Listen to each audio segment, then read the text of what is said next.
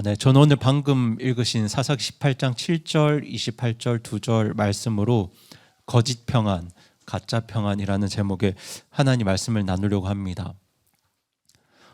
읽으셨던 이 사사기는 하나님의 백성이 하나님 없이 살아갈 때, 하나님을 무시하고 살아갈 때 그 삶이 얼마나 비극적인지를 보여주는 성경 이야기입니다.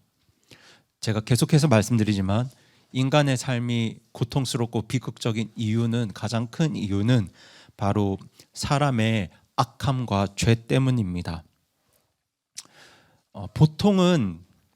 보통의 경우는 연애를 할 때보다 결혼 생활에서 더 큰 아픔과 고통을 경험들을 합니다. 근데 그게 사실 굉장히 자연스러운 겁니다. 왜냐하면 연애 때는 경험하지 못했던 여러 가지 이유가 있겠죠. 상대에게 내 악함과 불의를 잘 드러내지 않아서일 수도 있고, 아니면 함께하는 시간이 많지 않았기 때문에 연애 때는 경험하지 못했던 상대의 죄와 악함을 우리가 더 많이 경험합니다. 그래서 사실 연애할 때보다 결혼 생활에서 우리가 더 큰 아픔과 고통을 경험합니다. 그런데 이런 어떤 삶의 원리가 그리스도인에게도 예외는 아닙니다. 구원받은 성도라 할지라도 그리스도인이 성령 하나님의 인도하심과 그 보호 아래 있지 않으면 얼마든지 서로의 악함으로, 나의 악함과 상대의 악함으로 서로 고통받을 수밖에 없는 것이 바로 연약한 인간의 한계입니다.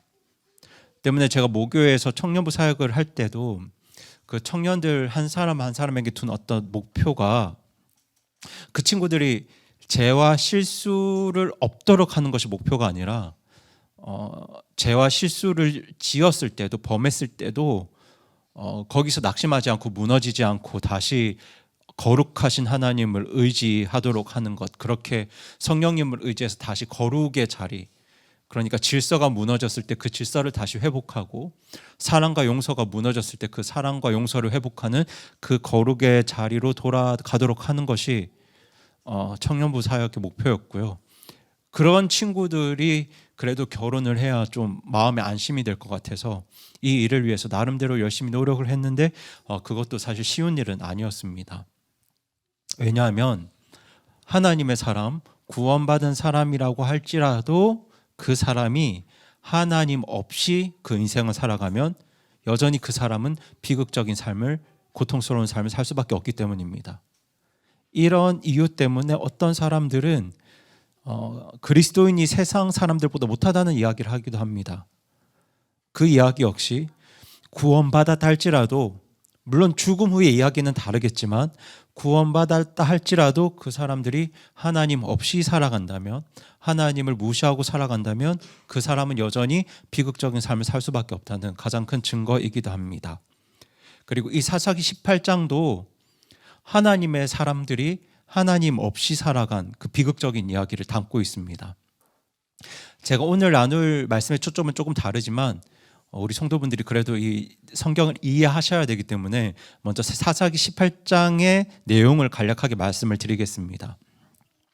이스라엘 12지파 중에 단지파라는 지파가 있었는데요. 이 단지파가 하나님께서 명령하신 그 땅을 완전하게 정복하지 못했습니다. 그러면 이 단지파는 하나님이 정복하라고 말씀하신, 명령하신 그 땅을 정복했어야 하는데 그 땅은 내버려 두고, 아마도 개인적으로 그 땅을 정복하기가 힘들었던지 아니면 그 땅에 마음에 들지 않았든지 그 이유는 모르겠지만 하나님께서 정복하라고 하신 그 땅은 내버려 두고 자신들이 살 땅을 스스로 찾기 위해서 정탐꾼을 보냅니다. 그렇게 단지파의 정탐꾼들이 북쪽을 향해 땅을 정탐하러 가는 와중에 누구를 만나게 되냐면 미가를 만나게 되고, 그 미가의 집에서 우상과 그 집에 속한 개인 제사장을 발견하게 됩니다. 여러분, 원래 이스라엘의 제사장은 개인의 제사장일 수 없고 한 집안의 제사장일 수 없었는데요. 그 시대가 워낙에 영적으로 타락한 시대였기 때문에 한 집안에 개인 제사장이 있었습니다. 요즘 말로 하면 제사장과 목사가 다르긴 하지만 한 가정에 개인을 위한, 그 가정만을 위한 목사가 있었던 겁니다. 그러니까 이런 것들을 발견합니다. 그런데 이제 단지파의 정탐꾼들도 그런 걸 개의치 않습니다. 왜냐하면 그들 역시 영적으로 타락했고 하나님 없이 살아갔기 때문입니다. 그래서 그 정탐꾼들이 미가의 집에 이 근처에 어디가 정복하기 쉬운 땅일까 이런 것들을 묻게 됩니다. 그리고 북쪽에 위치해 있는 라이스 땅이 정복하기 쉬운 땅이라는 사실을 알게 됩니다. 그렇게 정보를 취하고 다시 본진으로 돌아와서 600명 군대를 조직해서 다시 라이스 땅을 정복하러 출발하게 되는데요. 이 정탐꾼들이 그 라이스 땅을 발견하기 전에 미가의 집을 들렀잖아요. 그래서 정복하러 가는 길에 미가의 집에 들러서 미가의 집에 있던 우상과 그 집에 속해 있는 개인 제사장을 강제로 빼앗습니다. 강제로 빼앗고 그렇게 우상과 제사장을 빼앗은 단지파 사람들이 다시 북쪽으로 가서 라이스 땅을 정복합니다. 그렇게 그 땅을 정복해서 라이스라는 그 지역 이름을 단으로 바꿉니다. 그리고 그렇게 정복한 지역에서, 그러니까 라이스 땅이죠. 라이스 땅인데 그 이름이 단으로 바뀌었는데 그 지역에서 단지파 사람들, 이스라엘 사람들이 하나님이 아니라 그곳에서 계속 우상을 섬기게 됩니다.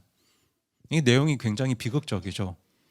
그러니까 지금 사사기를 포함해서 이 사사기 18장도 하나님의 백성이라고 불리지만 실제로 하나님 없이 살아가는 사람들의 그 삶이 얼마나 불의하고 또 악하고 폭력적이고 비상식적인지 우리에게 정말 잘 보여주는 이야기입니다. 그런데 저는 오늘 이 단지파 사람들, 그러니까 하나님의 백성이라고 불렸지만 실제로 하나님 없이 살아갔던 이 단지파 사람들에게 초점을 두지 않고 그들에게 정복당했던 라이스 사람들의 초점을 맞추어서 진짜 평안이 무엇일까에 대한 이야기를 여러분과 나누려고 합니다.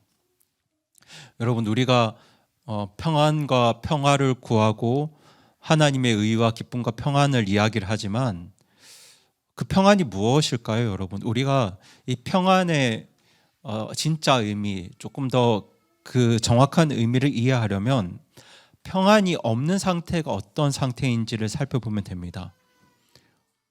저는 평안이 있는 상태, 평안이 없는 상태를 이렇게 나누어서 프리젠테이션을 만들어 두었는데요. 보시는 것처럼 평안이 없으면 불안합니다. 아시는 것처럼 불안은 마음이 안정되지 않고 걱정과 두려움으로 가득 찬 상태를 말합니다. 그리고 평안이 없으면 혼란스럽습니다.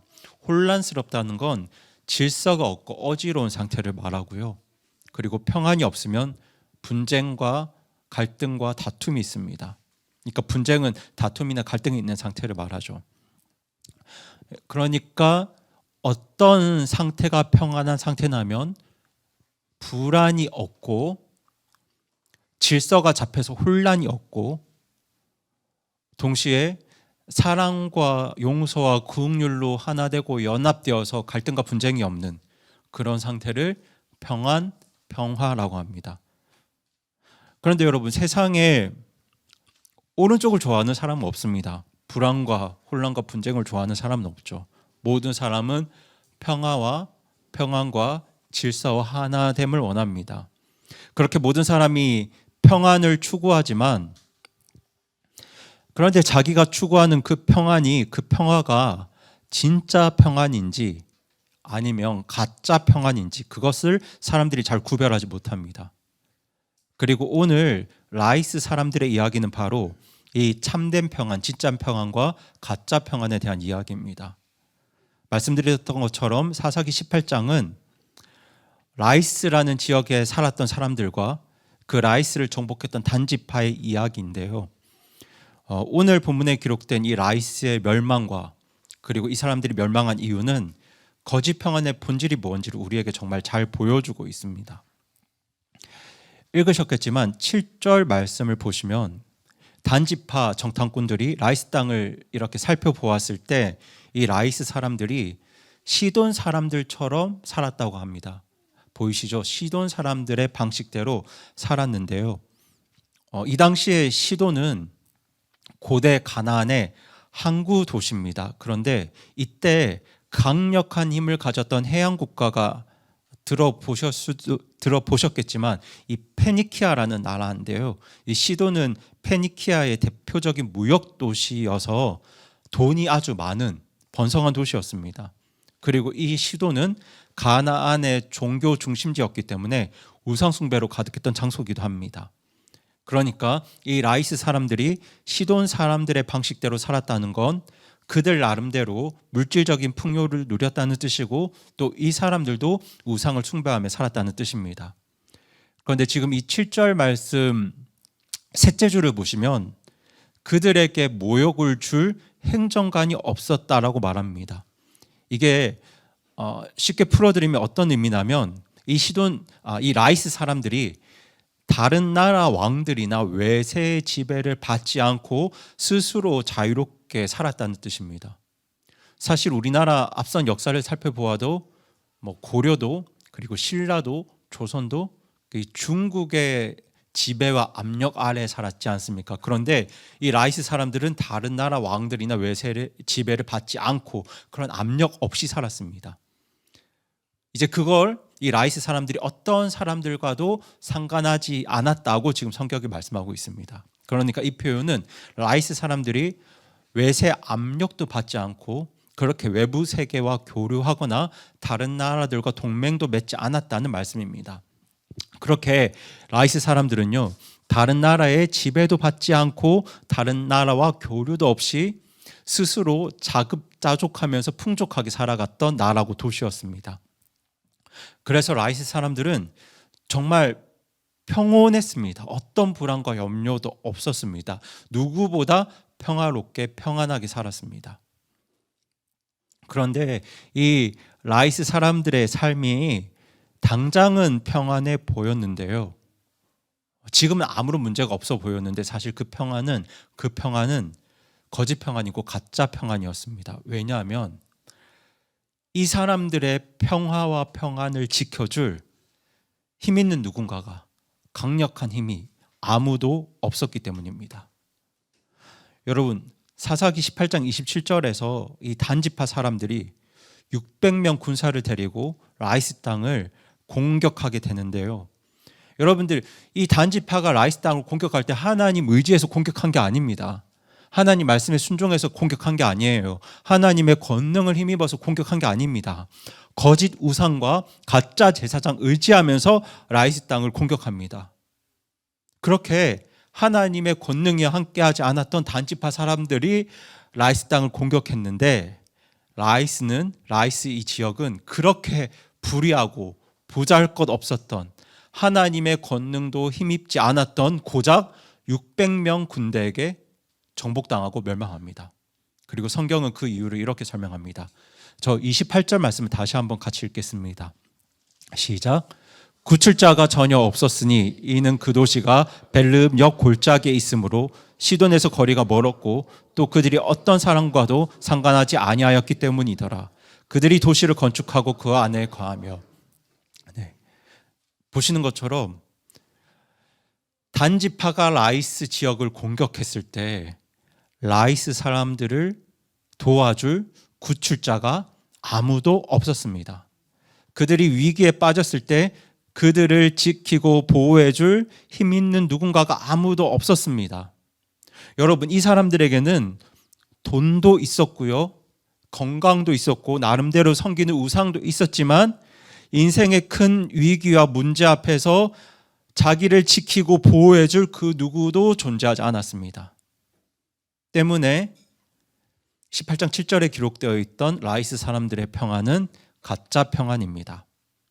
당장은 아무런 문제가 없고 평안해 보이지만 인생의 큰 문제와 위기가 닥쳤을 때 그들을 그로부터 지켜주고 보호할 수 있는 그 누구도 없었기 때문에, 그 어떤 힘도 없었기 때문에 라이스 사람들의 평안은 가짜 평안이고 거짓 평안이었습니다. 그리고 오늘날 많은 현대인들이 사실 이런 가짜 평안에 빠져 있습니다. 인생의 가장 큰 문제와 위기로부터 나를 보호하고 지켜줄 그 누군가가 없음에도 불구하고 당장은 어떤 문제가 없어 보이기 때문에 스스로 평안하다, 아무런 문제도 없다고 착각하는 가짜 평안에 빠져 있습니다. 그래서 오늘은 이 본문 2절 말씀을 중심으로 이 가짜 평안, 거짓 평안에 대한 3가지 원리를 나누면서 우리의 삶이 어떠해야 하는지 깊이 생각해 보길 원하는데요. 그 첫 번째 원리는 저희 같이 읽겠습니다. 시작. 거짓 평안은 인간의 착각에서 비롯된다. 네. 여러분 말씀드린 것처럼 이 라이스 사람들에게는 강한 군대도 없었고 성벽도 없었고 강대국과의 동맹도 없었습니다. 그럼에도 불구하고 이 사람들은 스스로 안전하고 평안하다고 착각했습니다. 그런데 이렇게 생각하는 데는 몇 가지 이유가 있는데요. 이 당시 가나안 땅을 지배했던 중심 도시 중에 하나가 시돈이었는데 이 라이스는 시돈으로부터 멀리 떨어져 있었습니다. 그래서 이 라이스는 강대국 시돈의 통치나 간섭을 받지 않고 독립적으로 생활했고요. 그리고 강한 나라들과 멀리 떨어져 있지만 경제적으로 자급자족할 수 있으니까 다른 대비책이 없어도 지금처럼 계속 안전하고 편안하게 살 거라고 믿었습니다. 그런데 여러분 이게 얼마나 무지한 생각인가요? 사실 지금도 그렇지만 이 당시에도 일반적인 도시 국가들은 혹시나 있을지도 모를 외부의 공격에 대비하기 위해서 여러 가지 대비책을 준비했습니다. 다른 나라들과 강대국과 군사 동맹을 맺거나 아니면 경제적으로 상호 의존하는 관계를 만들었습니다. 그렇게 만약에 있을지도 모르는 외세의 침략과 공격을 대비했습니다. 그런데 이 라이스 사람들에게는 이런 대비책이 전혀 없었습니다. 지금까지 아무런 문제가 없었기 때문에 앞으로도 어떤 문제가 없을 거라는 그런 착각에 빠졌기 때문입니다. 그렇게 자신들이 처한 상황을 자기들의 삶을 참된 평안, 진짜 평안으로 착각합니다. 그런데 제가 계속해서 말씀드리지만 여러분 당장 문제가 없다고 해서 그것이 진짜 평안은 아닙니다. 여러분 어떤 강력한 힘으로부터 보호받지 못하는 평안은 나를 지켜줄 어떤 힘과 권능이 없는 평안은 그거는 진짜 평안이 아니라 가짜 평안입니다. 여러분 강력한 힘으로부터 보호받는 평안만이 참된 평안이고 진짜 평안입니다. 그런데 이 라이스 사람들은 자신들을 지켜줄 그 어떤 힘도 없었는데 자기들의 평안을 진짜 평안이라고 착각했습니다. 그리고 저는 오늘날 많은 현대인들이 스스로 참된 평안 속에 있다고 착각하며 사는 것 같습니다.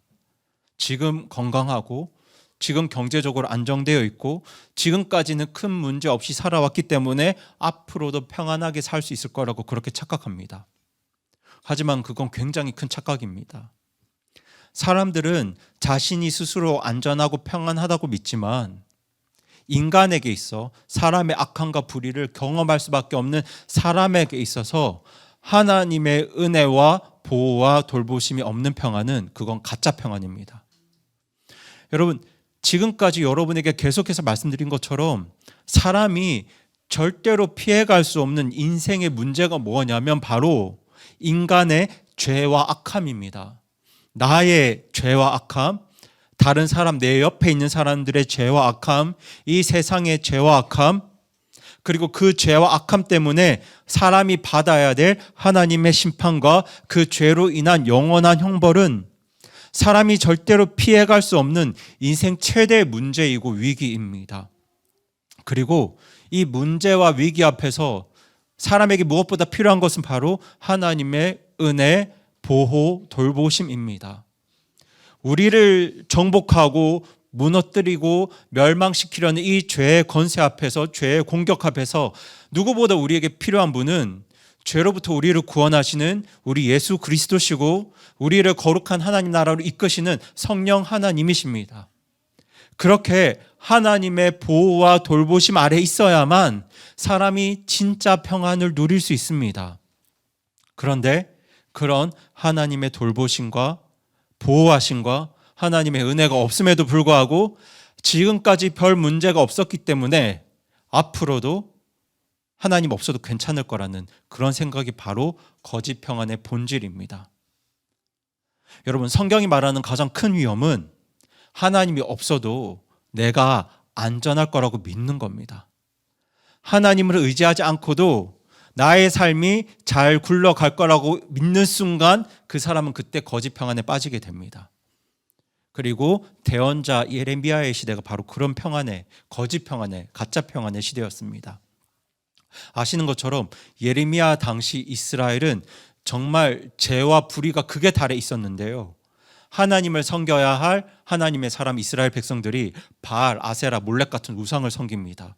그리고 이런 우상 숭배는 당시 유다 사회 전체를 도덕적으로 타락시켜 버렸습니다.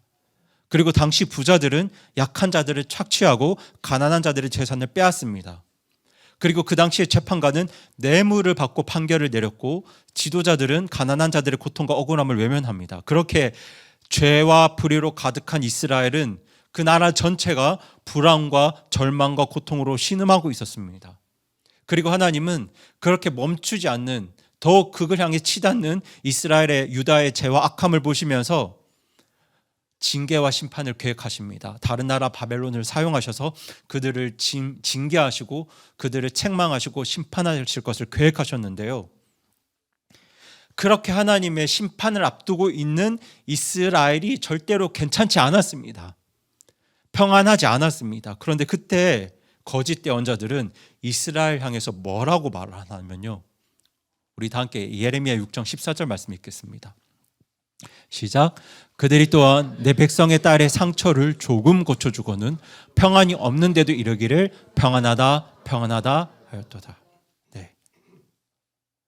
평안하지 않았습니다.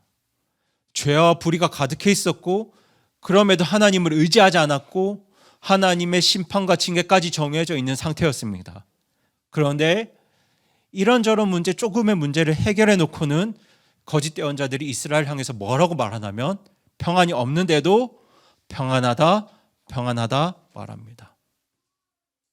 그런데 여러분, 하나님이 돌보시지 않으면, 하나님이 지키시지 않으면 사람이 아무리 평안하다 평안하다 말해도 그런 말들이 평안을 보장하지 않습니다.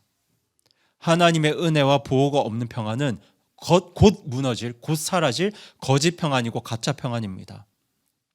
이처럼 거짓 평안이란 하나님을 떠나 있고 하나님의 보호 밖에 있으면서도 앞으로 나에게 아무런 문제가 없을 것이라고 착각하는 상태를 말합니다. 그런데 오늘날 많은 사람들이 이런 거짓 평안에 빠져 있는데요, 이런 거짓 평안의 착각 속에서 살아가는 이유가 무엇일까요? 그 이유가 뭐겠습니까? 그 이유는 많은 사람들이 진리에 무지하고 이 영적인 일에 무지하기 때문입니다. 저희 거짓 평안의 두 번째 원리 같이 한번 읽어보겠습니다. 시작. 거짓 평안은 영적 무지와 방심에서 온다. 네. 여러분, 오늘 본문에 기록된 라이스 사람들은요, 외세의 침략을 고려하지 않았습니다. 그런데 당시 다른 국가들은 그러지 않았거든요. 대부분의 국가들은 외세 침략에 대비했습니다. 그래서 그들은 견고한 성벽을 세우거나 다른 강대국과 군사 동맹을 맺습니다. 또는 강대국들과 상업적으로 교류하면서 이 외부의 침략을 대비한 철저한 계획을 세웠습니다. 그런데 라이스 사람들은 전혀 이런 대비를 하지 않습니다.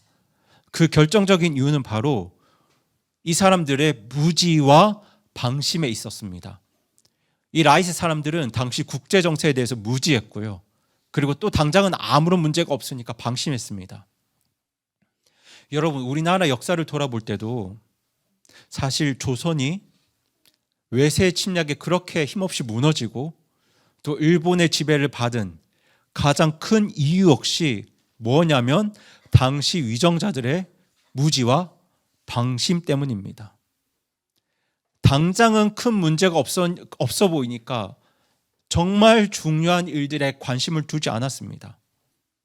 여러분, 급변하는 세계 정세 속에서 나라를 지키고 보호하려면 위정자들이 뭐에 관심을 두어야 하냐면요, 국제 정세에 관심을 두어야 하고 정말 국제 정세에 대해서 정확하게 알아야 했습니다. 그런데 거기에 관심이 없었습니다. 무지했습니다. 자신의 안위와 자신의 성공과 자기 승진에만 관심이 있었지 정말 중요한 일에 대해서 무지했습니다. 그렇게 무지했고 또 당장은 큰 일이 없어 보이니까 방심했습니다. 그런데 저는 오늘날 많은 현대인들도 인생의 정말 중요한 문제에 있어서, 무엇보다 중요한 이 진리의 문제에 있어서 영적인 무지와 방심에 빠져 있는 것 같습니다. 오늘날 많은 사람들이 정말 영적인 일에 대해서 무지합니다. 관심이 없습니다. 지금까지 별 문제가 없었으니까 앞으로도 그럴 것이고 죽어서도 별 문제가 없을 것이라고 생각합니다. 그렇게 영적인 일에 대해서, 진리의 문제에 대해서 별 관심이 없고요. 정말 그렇게 무지하고 또 무지합니다. 그런데 지금도 그렇게 많은 사람들이 이런 영적 무지와 방심에 빠져 있는 이유는 지금도 그 공중의 권세 잡은 자 사탄 마귀가 많은 사람들을 속이고 있기 때문입니다. 여러분, 사탄 마귀의 대표적인 속임 중에 하나가 뭐냐면 지금까지 아무런 문제가 없었으니까 앞으로도 별 문제가 없을 것이고 스스로 괜찮을 거라는 속임입니다. 지금 사탄이 사람들을 그렇게 속이고 있습니다. 그렇게 영적인 일에 관심이 없도록 만들고 그렇게 영적인 무장을 해체시킵니다. 그리고 그런 사탄의 역사는 불신자들을 만을 향한 것이 아니라 구원받은 성도들도 향해 있습니다. 말씀드렸다시피 구원받은 성도들이, 그리스도인들이 이미 하나님 왕국에 속하긴 했지만 예수님이 오시기 전까지 우리는 여전히 이 세상에서 가라지를 경험해야 합니다. 주님이 다시 오시기 전까지는 우리는 여전히 이 세상에서 인간의, 나의, 세상의 죄와 악함의 문제로 유혹과 시험을 받을 수밖에 없습니다. 그렇게 지금도 사탄 마귀는 우리를 공격하는데요. 그런데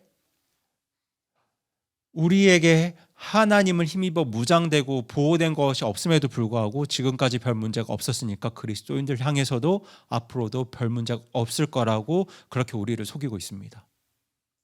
하지만 여러분, 예수님이 오시기 전까지 우리의 삶 속에서 구원받은 우리들에게 무엇보다 필요한 것은 바로 하나님의 보호, 인도하심, 돌보심, 은혜입니다. 그래서 사도 바울은 내 어떤 노력과 의지, 나의 방법이 아니라 하나님을 힘입어서 사탄의 공격에 대비할 것을 그리스도인들에게 권면하고 있습니다. 그것이 바로 하나님의 전신갑주입니다. 저희 다 함께 에베소서 6장 13절 말씀 같이 읽겠습니다. 시작. 그러므로 너희가 악한 날에 버텨내고 모든 일을 행한 뒤에 설 수 있도록 하나님의 전신갑주를 취하라. 네. 사도 바울은 구원받은 성도들이 악한 날에 능히 버텨내도록 하나님의 전신갑주를 취하라고 권면하고 있습니다. 그 뒤의 내용을 읽어보시면 아시겠지만 세상의 진리가 아니라 하나님의 진리로 허리를 메고 하나님의 의로 흉배를 삼고 하나님의 평화를 발에 신고 믿음의 방패로 사탄의 공격을 막으면서 구원의 확신을 투구로 삼고 성령의 검, 곧 하나님 말씀으로 사탄의 공격과 유혹에 맞서 대비하고 준비할 것을 구원받은 성도들에게 권면하고 말씀하고 있습니다.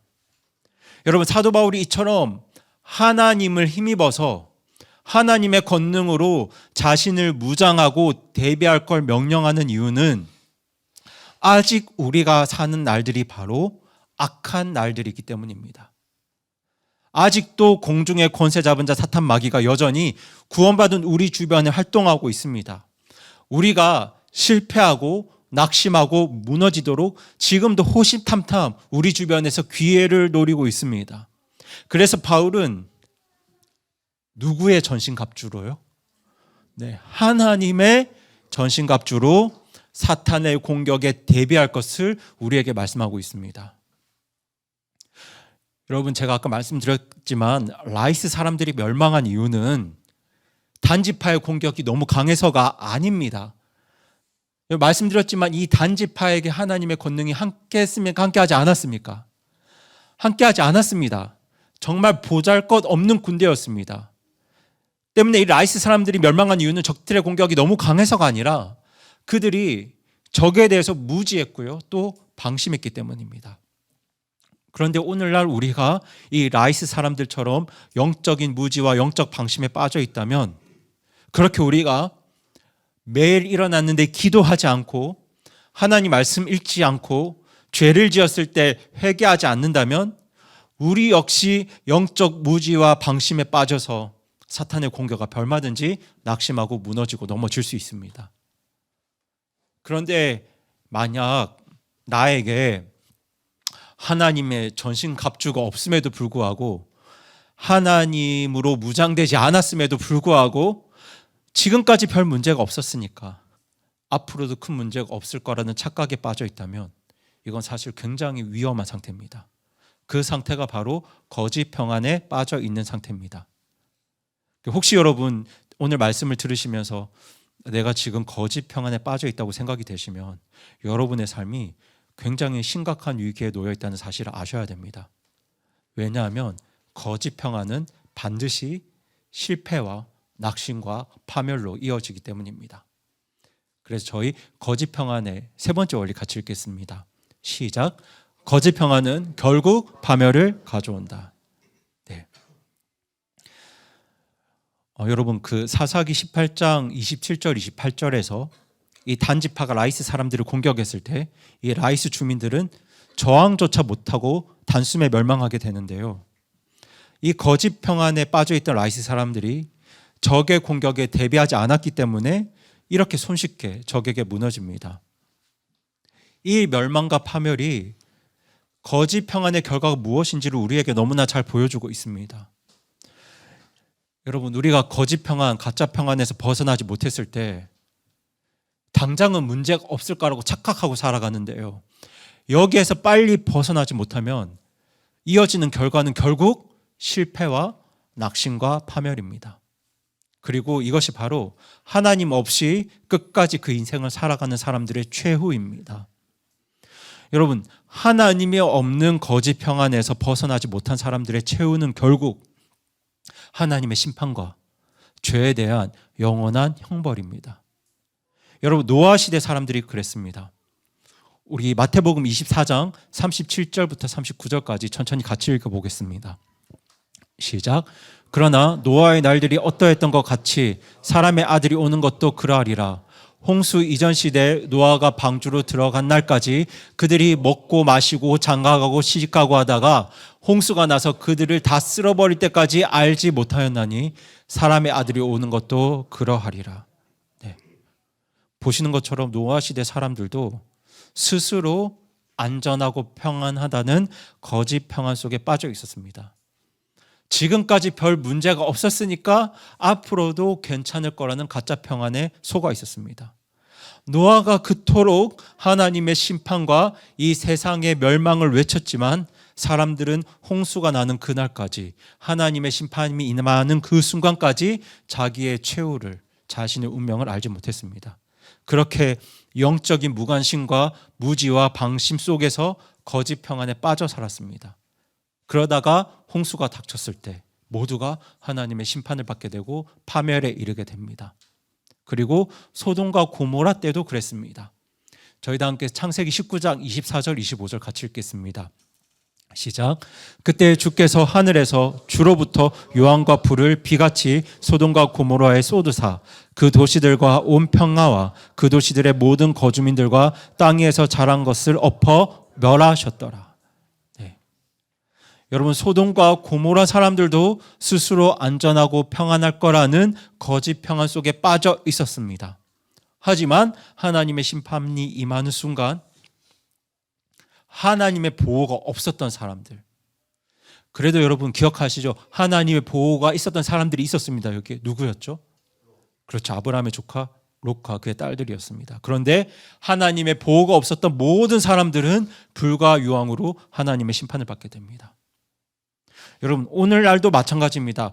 오늘날 사람들 역시 이 거짓 평안에서 벗어나지 못하면 그 누구도 하나님의 심판과 영원한 파멸, 실패를 피할 수 없습니다. 그럼 사람이 어떻게 해야 이 거짓 평안, 가짜 평안에서 벗어날 수 있을까요?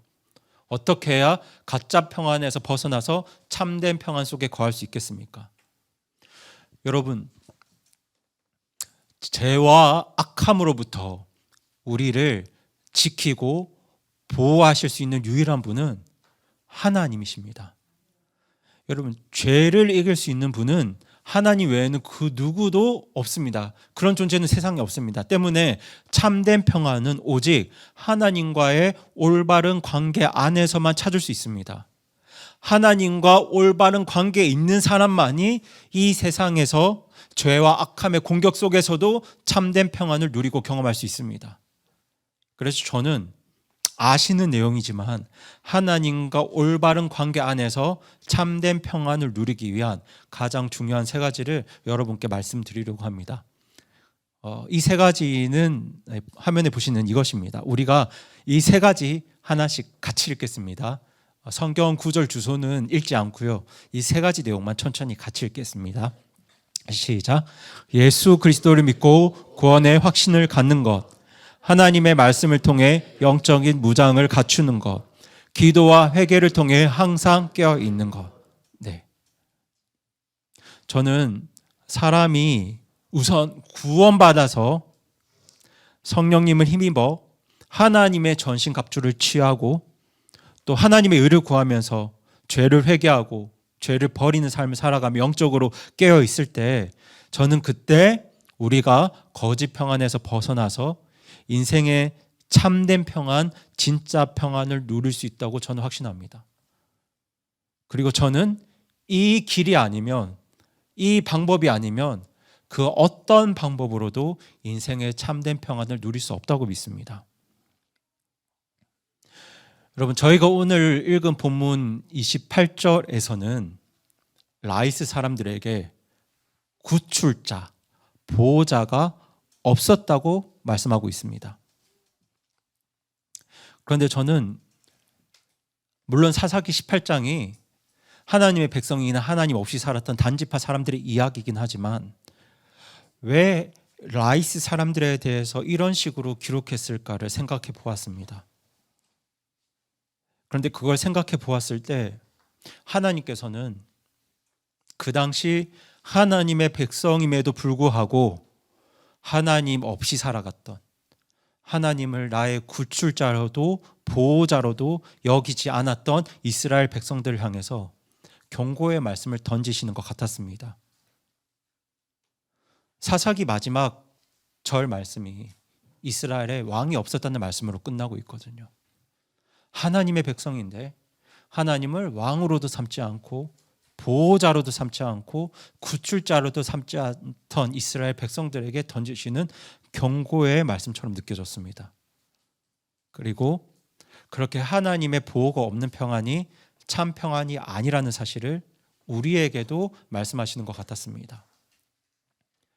오늘날 정말 많은 사람들이 평안을 구합니다. 불안과 혼란과 갈등에서 벗어나서 진짜 평안을 누리길 원합니다. 사실 이것 때문에 그렇게 열심히 공부하고 평안하려고 열심히 돈을 벌고 또 많은 사람들, 친구들을 만나고 사귑니다. 그렇게 때로는 즐겁고 때로는 행복한 문제 없는 삶을 살아가는 것처럼 보입니다. 그렇게 오늘날 많은 사람들이 겉으로 보기에는, 그리고 당장은 라이스 사람들처럼 평안해 보이지만, 아무런 문제가 없어 보이지만 그 실상은 하나님 없는 멸망을, 하나님 없는 파멸을 향해 가고 있습니다.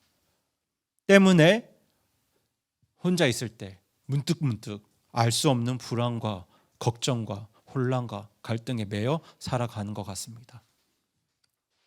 그런데 여러분, 구원받은 그리스도인은 라이스 사람들과 다릅니다. 여러분, 라이스 사람들에게는 구출자, 보호자가 없었습니다. 그런데 우리에게는 구출자가 계십니다. 보호자가 계시죠. 그 구출자는 바로 하나님, 예수님, 성령님이십니다. 그렇게 우리의 구출자, 보호자, 인도자 되시는 하나님을 의지하는 삶이야말로 이 세상에서 우리가, 여전히 가라지가 존재하는 이 세상 속에서 우리가 참된 평안, 진짜 평안을 누리는 유일한 길입니다. 그러니까 여러분, 혹시나 이 자리에 계신 분들 중에 아직 구원받지 못하셨다면 회개하고 예수님을 믿어 구원받으시기 바랍니다. 그리고 우리 구원받은 성도분들은 하나님의 진리와 하나님의 의와 하나님의 말씀으로 하나님이 주시는 영적인 무장, 그 하나님의 전신갑주를 취하시기 바랍니다. 그리고 혹시 근래에 지은, 하나님 앞에서, 사랑 앞에서 근래에 지었던 죄와 불의가 있다면 통회하고 회개하면서 그 죄를 버리겠다 결단하시고 다시 하나님의 의를 구하시기 바랍니다. 그러면 가짜 평안에서 벗어나서 하나님의 보호와 돌봄 안에서 우리가 참된 평안을 누릴 수 있습니다. 그렇게 저는 이번 한 주도 우리 모든 교회와 성도분들이 가짜 평안에서 벗어나서 하나님 안에서, 하나님의 보호 안에서 진짜 평안 속에 살아가시기를 간절히 기도하고 또 소망하겠습니다. 그리고 여러분 주변을 보시면 정말 가짜 평안에 빠져 살아가는 분들이 많으시죠. 정말 많습니다. 저는 우리 모두가 그분들 다시 예수님 만나서 또 하나님 의지해서 그분들 삶에 진짜 평안이 임하기를 간절히 기도하고 구했으면 좋겠습니다. 그렇게 하나님께서 우리 삶에, 우리 가정에, 우리 교회에 감히 사탄이 건들지도 못하는 그 참된 평안과 평화와 기쁨을 허락해 주시기를 구하면서 오늘 설교 마치겠습니다.